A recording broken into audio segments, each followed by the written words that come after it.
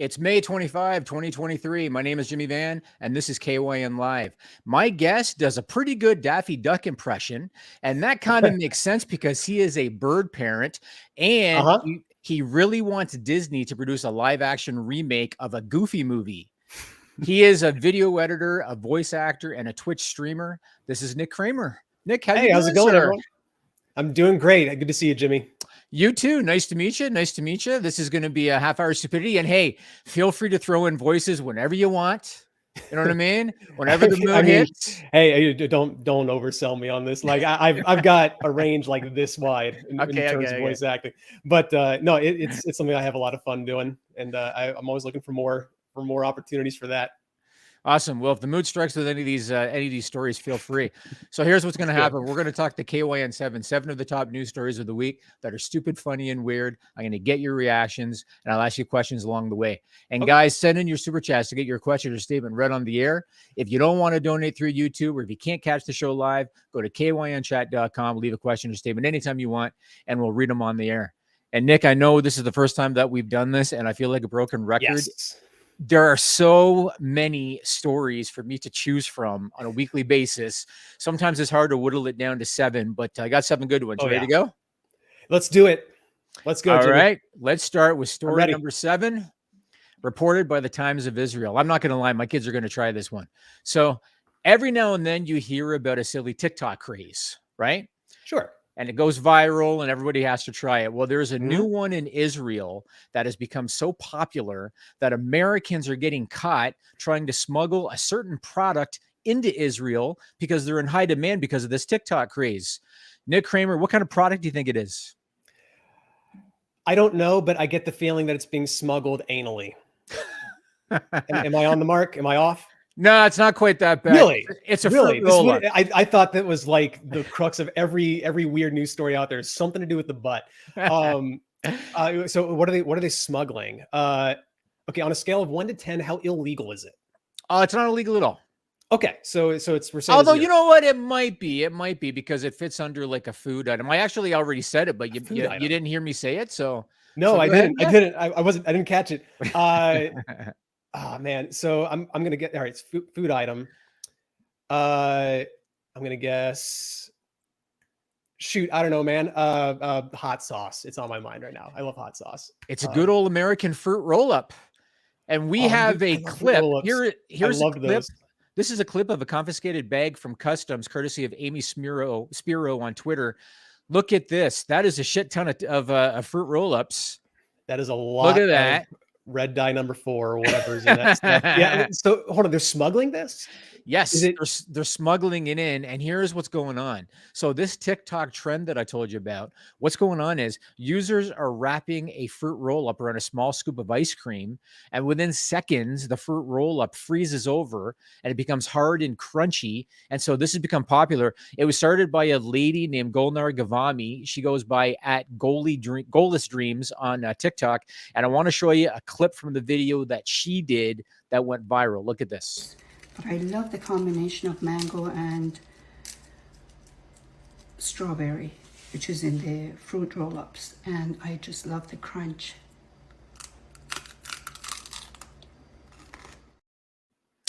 I felt like my teeth were shattering hearing that. Like, that's not what a fruit roll-up is supposed to sound like. That's probably why the thing went popular. That video that I just showed you, that has been copied dozens of times, and it has created a shortage of fruit roll-ups in Israel. And so there are some entrepreneurial Americans, and they have learned that one individually wrapped fruit roll-up, one in Israel, is selling for between $5 and $6, whereas in the US you can get a box of 10 for like $3. Yeah. You get a box of 10 for $3 in America. And so far, they have caught 2 Americans at Israeli customs trying to smuggle a total of 650 pounds of fruit roll-ups into their luggage. Nick Cramer, what the hell's going on in this world?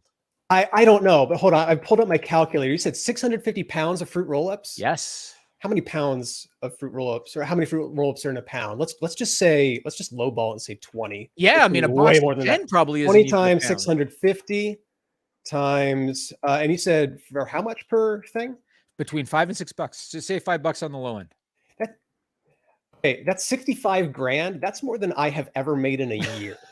Why am I in the freelance video editing business? Like, I need to get into the fruit roll-up smuggling business. So hold on, I'm really confused about the method you said, because you said they like, what they do, something with ice cream? They wrap it. So what that lady did in that video was she wrapped the fruit roll up around a scoop of ice cream, and Take within it out seconds, of the package. Yeah, you take it out of the package. Yeah. Okay, so the ice cream, I guess, gives it some kind of extra flavoring to it. I think it's just the coldness freezes the fruit roll up.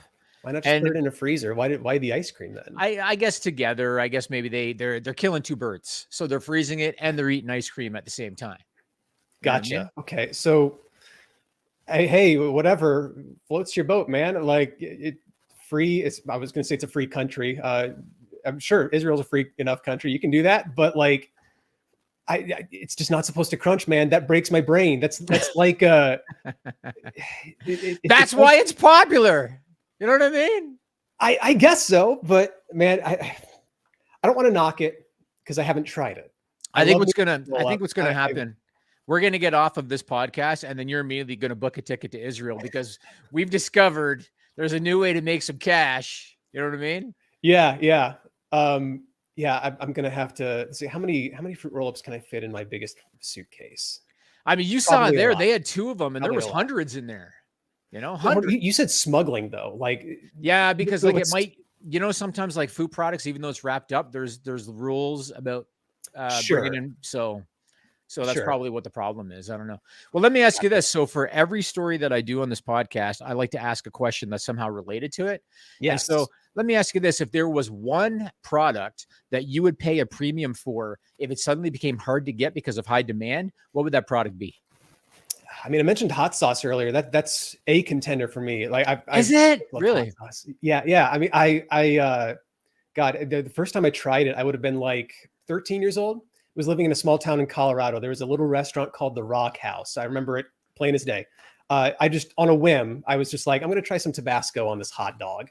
And I was expecting it to be like insanely painfully hot. It wasn't. It just tasted good. So then I just started putting hot sauce on everything. Pizza, sandwiches, spaghetti, like nothing was safe. And so I wouldn't say I'm like addicted to hot sauce the way I was anymore, but I do like a kick. It's hard for me to eat certain foods without at least the option of spicing it up literally with some hot sauce. That'd be a tough sell for me. That's just one option though, but first one that comes to my mind. Awesome. So maybe after this, Nick's going to put some hot sauce on a fruit roll up. Maybe that's going to happen. But hey, alternatively, maybe I won't because that sounds terrible. I found out hot sauce does not go on everything. Like I started to find the limits. And I want to say I even did try it on a fruit of some kind once and was like, nah, that just made it worse. That was not worth it. I definitely stay away from the ice cream. Maybe not. I don't know. Yeah. Well, okay. Maybe hot sauce and ice cream, no, but like there are some novelty spicy sweets. Like I actually just for Christmas this past year, my parents gave me as like a little stocking stuffer thing. It was like some kind of spicy chocolate. I forget exactly what it was called, but it was like surprisingly good. So I'm not going to say it doesn't or can't work with ice cream or even fruit candies, but I'm hesitant to accept it. All right, well, let's go on to story number 6, reported by the New York Post. Okay, let's get your thoughts on this one. So, you know, we live in a digital world, and it's getting easier and easier to get almost anything custom made. You can get made shoes, you can get custom cars, you can even get custom action figures, because I got one made from Fightful.com, so I know you can do it. There is a renowned health product brand, and they are getting in on the action. They have created a custom online service to help customers get the best fit. Nick Cramer, what kind of product has created this online service, this online fitting service, if you will? You said the best fit or the best fix? The best fit. Okay, I heard fix at first and immediately started thinking of drugs. So best fit, it's got to be like thongs or something like that. All right, you know, not really, but at least you're getting in the general reason. So we're talking about Durex condoms. I was just about to say that one next. We got pics from their web portal. Check this out. So their online fitting service helps you choose the right condom for you based on Oh my nominal God. width, lubrication level, and thickness. And they also offer a sizing guide and how to measure instructions. And here's the best part. One of the reasons that Durex decided to do this is because they conducted a study in the UK, and big shocker, they found that 92% of men are buying the wrong size. Shocker, Nick. Shocker. Wow. It's like everybody embellishes what they have in their pants. So like I imagine if you're sizing yourself, I imagine that problem isn't necessarily going away. Like maybe there's less of the embarrassment or not even embarrassment, just like self-consciousness of like going to a physical store and like anybody can see what size thing you're buying. Doing it online with a more private thing like that kind of takes away a lot of that, I imagine. Maybe, but still, like what if it's a new relationship and the girl sees the box like on the dresser or something like that, and it's like extra small? Just get rid of the box. You know, Yeah. that's what I'd think. You just get rid of the box, keep all of them in a drawer. Just anything that says something about the size, just hide it or Sharpie, eliminate it. Yeah. Like that's got to work wonders for like your own self-esteem, I imagine. But still, like I imagine plenty of people are going to let their heads, like this head, get to them, not the other one, and just probably still buy a size too big because their egos or self-esteem, whatever it is, doesn't want to take a hit. Yep, it's not going to change. Even when they're doing the online fitting service, they're picking a bigger one. That's just what's happening. Yeah, like unless you have somebody else come in and measure you and tell you this is what you're getting, which nobody wants that. Well, I mean, I shouldn't say nobody. I'm sure somebody wants it. But they'd still reject whatever they're told. They'd be like, "What do you mean 4? It's not 4." You know what I mean? Yeah, exactly. Yeah, it's yeah, man. So I guess I can see where the company's coming from. Like I said, I think they see a way to sort of eliminate that embarrassment of like in any sort of even remotely public setting, picking what is actually your size. Everybody wants to go a size bigger. Or most people do anyway, I'm sure, but like it's just a way to eliminate that embarrassment and making it more private. I can see why a company would want to try to cash in on that or try to tap into that. Let me just say, in this online world, I'm glad I'm older and I'm glad I'm married. So I can avoid all this shit. Yeah, I mean, hey, also married here, so yes. don't care. Durex doesn't apply to me. Yeah, I'm sorry. All right, reminder, guys, get into your super chats to get your question or statement read on the air. Or if you can't catch the show live, go to kynchat.com, leave a contribution at any time, and we'll read your question or statement on the next show. All right, let's go on to story number 5, reported by Hawaii News Now. All right, check this one out. So there's a pair of tourists, and they were following their GPS directions while driving through Kona in Hawaii. They misunderstood the directions somehow. They took a wrong turn, and they ended up in a place that they definitely did not want to be. Nick, where do you think they ended up in Kona? I've never been to Kona, but I have been to Maui a few times. It's not the same island, but I'm trying to think like what unpleasant things could be going on in Hawaii? Was it some kind of drug deal? I keep circling back to drugs. I don't know what is up with that today. Okay, I know. One of these stories has to be about drugs. One of these has to be about drugs. I think usually people hear Hawaii, they think volcano. But in this case, the GPS took them right into a harbor and straight into the water. And we have a clip courtesy of Story. Oh, they just didn't stop. They didn't stop. Look at this. Look at this. The passenger was able to escape through their window. Look at this past the boat. I've seen this one. Oh, have you? I saw this clip on Reddit not too long ago. I don't know how you even like.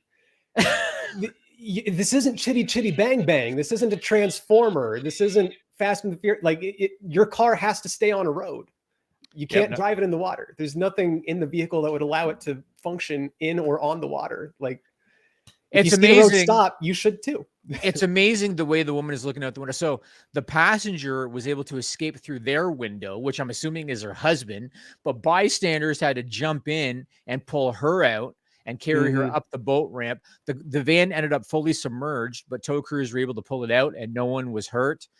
Like you said, unless you take that turn and the water is literally right there and you're going too fast, even then it's hard for me to understand how anybody possibly screws that up. It's I hard don't for know, me to get. like, obviously I wasn't there, but I have to think like just seeing the insane natural beauty of Hawaii before, I can understand like getting distracted with that.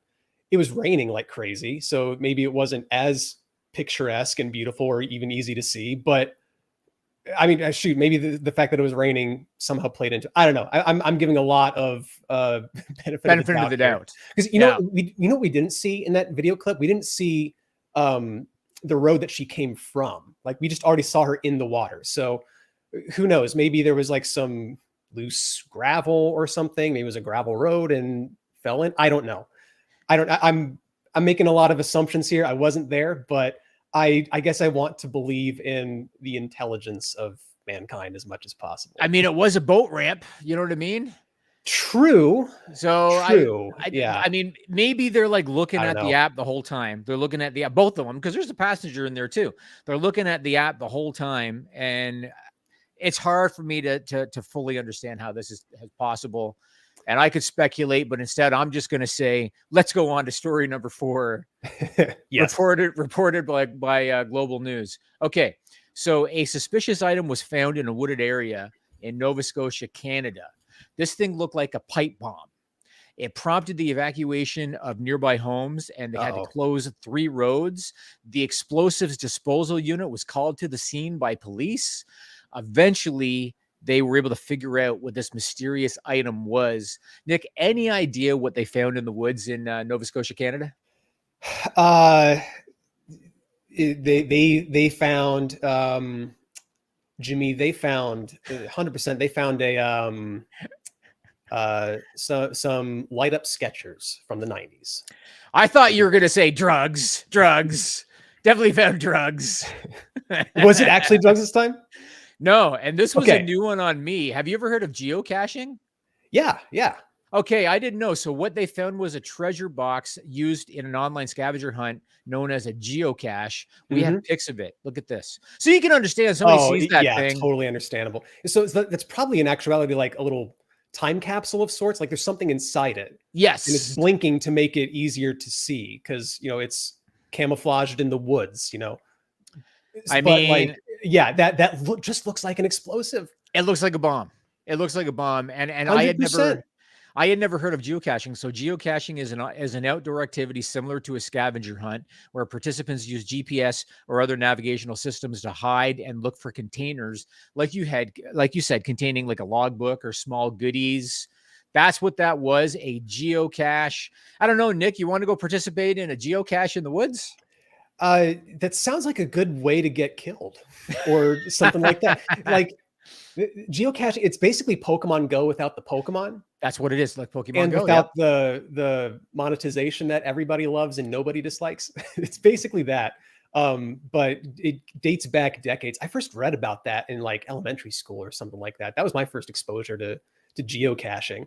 So do we know what was inside the pipe bomb? Not a pipe bomb? Nope. All I know is that the explosives unit came out. They said, we're good. It's not going to explode. Cool. Well, I'm glad everybody was safe. So let me ask you. So you mentioned Pokemon Go. Have you ever been obsessed? Have you ever been obsessed with any online multiplayer game, whether it be Pokemon Go or something else? Any online multiplayer game that you have been obsessed with? I've been obsessed with Pokemon Go. Have you? Been obsessed. Oh, yeah. Like, I played it like crazy when it first came out, like the whole world did, but then I fell off. I didn't at all. Really? You never? Never. I got back into it like randomly in 2018 and played it like almost daily for about 2 straight years, including when I was on vacation in Hawaii. And then like one day, I don't know, it was weird. Like my interest and desire to play it every day just was immediately gone. Happens. Yeah, it does. I think a lot of that is because it got replaced by Sea of Thieves, another game that I really like a lot. Another online another online game where you play as a pirate and you just encounter other players, stuff like that. It's a lot of fun. I'm addicted to that. All that to say, been addicted to a lot of games, and I'm addicted to several now.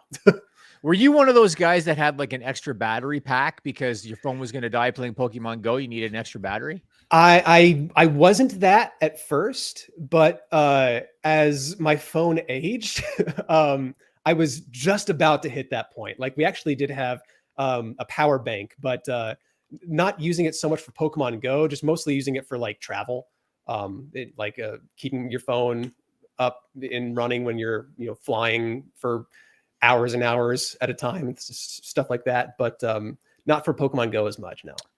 All right. I did not play it even one time. I'm almost proud to say it because I feel like I'm the only one, but that's how it was. No time for games in my life, unfortunately. Let's go to story number 3, reported by the New York Post. I will be impressed if you guess this one. I'll be impressed. So well, I'm 0 for however many we're on now. So yeah, but if you keep picking drugs, maybe you'll get it eventually. You know, I feel like that's a hint. Anyway, maybe not. So there's a woman from New Jersey, and she booked a trip to Disney World in Orlando. She specifically wanted to ride the Big Thunder Mountain Railroad, and she wanted to do it because she heard that it could cure her problem, her health problem. And she claims that it did cure her health problem. Nick Cramer, what was the health problem that this lady had that made her want to ride this railroad at Disney? Having ridden that ride many times, it's not as rough as like a wooden roller coaster, but it does kind of shake you up. That in mind, and with the way that you prefaced before we went live, saying that there might be some kind of dirty content out there, I'm going to guess it's something along those lines. I'm guessing this woman had a problem with shall we say some stimulation, maybe? Please tell me I'm wrong. Please tell me I'm wrong.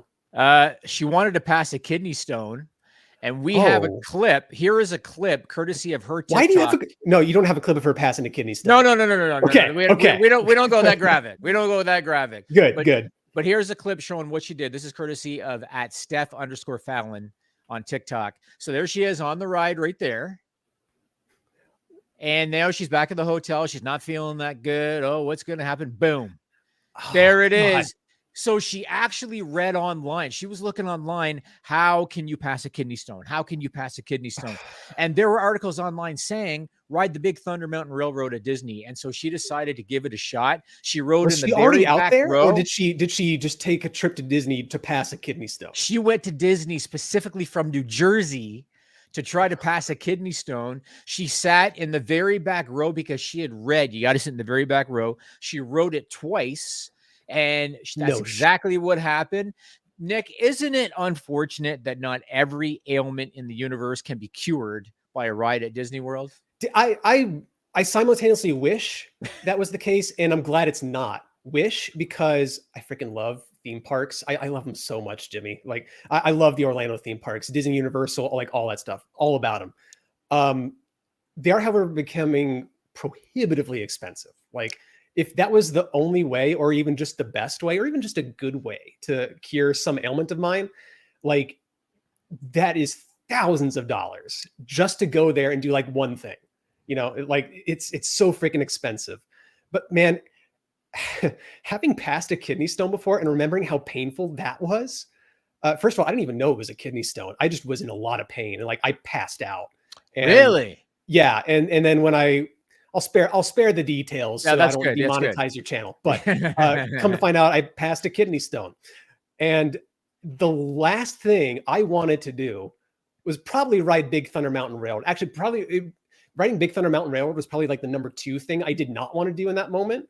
Number 1 might have been like Tower of Terror, because I hate that ride so much. I love it. It's great, but I hate that ride. It scares me every time. Getting on a roller coaster sounded like the worst idea when there's, a rock in your wiener trying to escape. You know what I mean? Like, fortunately, if it worked for her, then good for her. But like, God dang, man, that sounds torturous.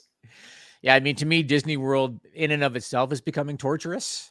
In a way. Because it is. So I went there a couple of months ago, and it is such chaos. And if you don't get the VIP ticket for everything, you're 2 hours. Yeah, I've heard about that. Oh, It's absolute chaos. You're waiting 2 hours for a 5-minute ride. It makes no sense to me whatsoever. This is what people are no, doing. no. They need to open up like a third Disney World. Basically, they've got Disneyland in California on the West Coast, Disney World on the East Coast in Florida. The United States, I think, could use something in like Texas. I'm biased because I live in Texas, and There I you would go. love to have a big theme park like that. I mean, the Universal's coming to the Dallas area, so Disney's got to they got to put down some new routes here. Maybe There that'll you help go. the crowding problems in their other parks too. Disney, jack up your game, Disney. Come on, get it together. All right, final Get it reminder, together. guys, get in your super chats to get your question or statement read on the air, or go to kynchat.com, leave a contribution anytime you want, and we'll read your question or statement on the next show. All right, we're whipping through. Time for story number 2, Let's do it. reported by WJAC NBC6. Okay, so a pest control worker in Cambria County, Pennsylvania, was hired to spray pesticide inside a residence at an apartment complex. A few days later, tenants noticed a difference, and or I should say, they didn't notice a difference with the insects that they were dealing with. So they checked home surveillance to see, what did the worker do? I mean, I know he was here, but we're still getting these insects in the house. They got their answer. Nick, what did the pest control worker do inside the residence instead of spraying pesticides? He cooked meth. I just watched Breaking Bad for the third time, so it's fresh in my mind. Yeah, final answer. He cooked meth. He watched Breaking Bad and got inspired. I've seen the whole thing twice. It is the best show in the history of television. It's so freaking good. It is. You feel like garbage when it's done, but it's so good. I tell you, watch it again. No, he urinated everywhere, and we have a clip from the home surveillance. Look at this. Oh, So the suspect is 67-year-old Roger Young. He was questioned by police and reportedly admitted to the incident. Roger, He said, come on, man. yep, he said kill the cat? quote, he said he messed up and was having a bad day. That was his explanation. Police filed charges of criminal mischief and disorderly conduct against him. His PFES caused over $4,000 in damages. Oh my God. You know something, man? Pete. Oftentimes when I do this podcast and I hear stories like this, I always ask myself the same question. How do these people not realize they're going to get caught? Like, how do they not you saw realize that it? camera? Like the camera Yes. was not hidden. He No. it's like the first thing you'd see when you walk in. Like, And he did look at it. He did It's look a black at it. camera up against a white wall. Yes. Like, why was this? Why just do it at the next house where they probably don't have a camera? Come on, man. It's like he's never peed in somebody else's house before. I just don't, I'll never understand. Now, I don't know if human urine smells, if it's been sitting around for a while. I don't know if it smells as bad as, say, cat urine. Depends on what he ate. Most Possibly. recently. If he had a lot of asparagus, maybe. Yep. Yeah. Infamous asparagus. That's Yeah. a specific vegetable, not likely to encounter it. I think, and I hope that the homeowners got off lucky enough that he did not have asparagus beforehand, but still, pee is pee, man. And it was everywhere. And, you know, another question I have, how did it take a few days for the tenants to realize it? Like, wouldn't they have noticed wetness? Unless they went out of town for a few days, which I guess is possible. It might be that. It also might just be like, maybe I'm opening myself up to this exact kind of thing happening to me when I say this. But if it was me, I know that, like, if I walked back into my house and you noticed there was some wetness, and even if it smelled a little bit funky, I'd just be like, it's chemicals. It's something I'm not familiar with. Like, that's to be expected, I guess. That's to be expected. Oh, because of the pesticide spray. Yeah. Like, I would have expected it to be pesticide stuff. I got it. I like the homeowners. I don't think my suspicions would have been raised until a few days later, and like nothing's changed. That's right. And then I'd be like, what did he even? I would do the exact same thing that the homeowners did. Ask that question. What did he do? Pull up the footage from your extremely obvious security camera that Pete Young that he looked at, did not care about. Yeah, that he looked straight at. Yeah. Which, by the way, what a power move to look straight into the camera, into the people of the future, and saying, I know what I'm doing. And he kept pissing. He did not stop. No, that's fearlessness right there. if nothing, like, if nothing else, at least he's fearless. And not a shy peer. No, not at all. Comfortable doing it with an audience. Yep, I've seen the movie Waiting. I have not. So that one goes over my head. Look that one up. There's a scene where the guy that works at the restaurant, he's afraid to pee in public, and so he's always got to go in the urinal gotcha. or in the stall. So yeah, Buddy's a urinal guy. Peter Young, the pesticide guy, he's a urinal guy. There's no problem there whatsoever. All right. Time for story number 1. Oh God. Reported by Global News. Let's see how we do. So there's a guy in Vancouver. His name is Jerry Martin. And he recognized that there was a drug issue. We got the drug story for you there. Hey, I told you. I told you. So Jerry Martin recognized that there was a drug issue in downtown Vancouver. And in particular, he recognized that there was an issue with dirty drugs, drugs that were laced with other drugs like fentanyl. And it was creating an overdose crisis, and it was creating death. And so he thought, there's got to be a way that I can fix this problem. He came up with an idea in order to try to fix the problem. Nick Cramer, what did Jerry Martin come up with? Well, let's see. If I know Jerry Martin as well as I think I do. Yes, in Vancouver, yeah. He probably heard that the drugs were dirty and he wanted to clean them with like some soap or some 409. And then put the drugs back on the street, knowing that they're cleaner and safer. So you're along the same line. So he opened a mobile drugstore. I told you, I know Jerry. I forgot his last name already. Yeah, but... you've texted him. He opened a mobile drugstore so that he could provide a safe supply of his own hard drugs. And we got pictures. Look at this, and this is real. There he is. So he sold heroin, meth, cocaine, and other drugs. Fearlessness. Isn't it amazing? And he was on the news. That's why he posed for these photos. His business venture lasted a solid 24 hours. He got arrested for drug trafficking. Formal charges have not yet been laid. What do you think, man? Heart in the right place? What do you think, Nick? Hold on. What's that vest that he's wearing? What does it say? Because he looks like he should be like a DEA guy. And yet he's kind of like the exact guy the DEA would be after. So that was a bulletproof Bad again. That was a bulletproof, stab-proof vest because he knows what he's selling, and he had a guard dog with him too. That makes sense. That makes sense. Unless he himself is a professional sign maker, I gotta wonder what the sign makers were thinking, because like they clearly made a professional-looking menu for drugs. Yes, for him, hard drugs. Yeah, like I don't even know what that last one was, to be honest. MDMA, put it up again, Joel. Put it up again. I have MDMA. I'm not sure. Yeah, I've never not a heard drug of that guy. one. The drugs store. It said. I mean, he's not lying. No. Just I know you can't see them because he was clothed, but clearly he has very large nuts to be doing what he's doing. And in broad daylight and not hiding it. In fact, literally advertising it and practically broadcasting it. He did broadcast it. He was on the local news. Yeah, like literally broadcasting it. He's very unafraid. Perhaps not thinking things all the way through, though. You think? I do think he's not thinking it all the way through. I have high suspicions.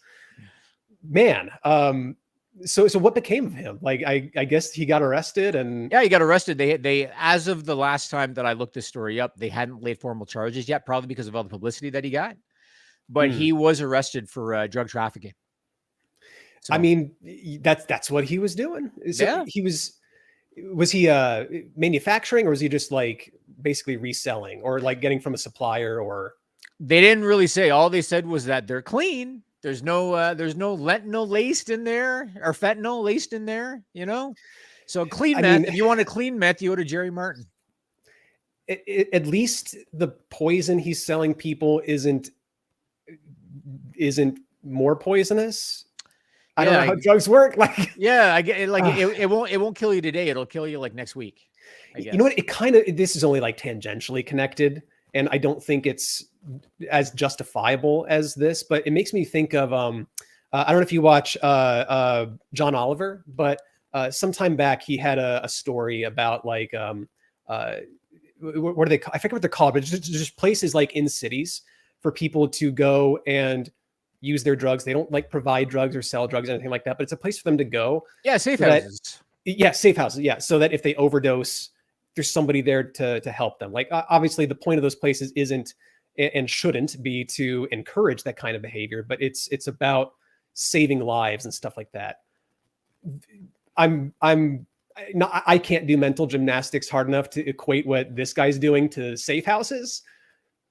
I don't think it's the same thing. It's not comparable. I think he got what he deserved and is getting what he deserves. Maybe he wanted to be a one-stop shop, and if he had have lasted more than 24 hours, he would have opened up a safe house next to his pop-up drugstore. Yeah, You know? create the problem, sell the solution. Plug basically. and play. Jerry Martin it's wanted like to plug and play. Yeah. Yeah, it's like every like superhero villain scheme ever. Like Spider-Man, Amazing Spider-Man did it, Ninja Turtles did it. Create the problem, sell the cure, get rich. He's basically a supervillain, is what I'm saying. I guess he was. Yeah, he was a superhero / villain at the same time, I guess. I don't know. All right, I want to thank hero of their own story. I want to thank our guest, Nick Cramer. Nick, tell the people what you're doing and where they can find you. Oh, Jimmy, thank you so much for having me on.